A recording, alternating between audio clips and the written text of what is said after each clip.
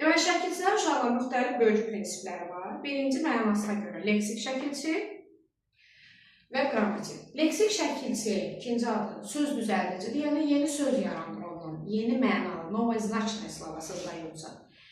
Söz dəyişdirici isə onu müxtəlif formalara salır. Bunu mən uşaqlara belə başa salıram. Elə bilin ki, sizin bir eviniz var, bir dənə otaqdan söhbət gedir. Bir otağa sən hər gün bir rəng vura bilərsən və bir pərdə asa bilərsən, onun formasını dəyişirsən. Bu qrammatik şəkilçi. Amma ev yerində qalır. Yox, mən o evimi satıb başqa ev alıramsa, o mənasını dəyişir. Yeni məna ilə əvəzlənir. Bu da olur söz düzəldici, yəni leksik şəkilçi. Söz düzəldici və söz dəyişdirici sözlərini siz ibtidai sinifdə keçmişsiniz. Bunlar demək olar ki, işləmişsiniz. Görəcəksiniz leksik və qrammatik. Leksik şəkilçi yarım üçbucaq, qrammatik şəkilçi isə yarım dairə ilə göstərilir. Azərbaycan dilində əsas qaydaya uyğun olaraq kök, leksik şəkilçi, sonra qrammatik şəkilçi gəlir. Amma bu bütün sözlərdə belə deyil. Bunu pozan sözlər də var. İkinci, deməli, yazılışına görə bir cür,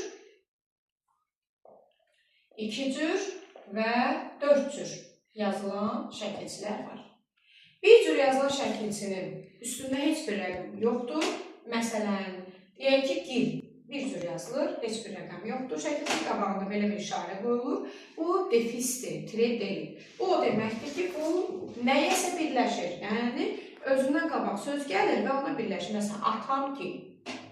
İki cür yazılanın üstündə isə iki yazılır.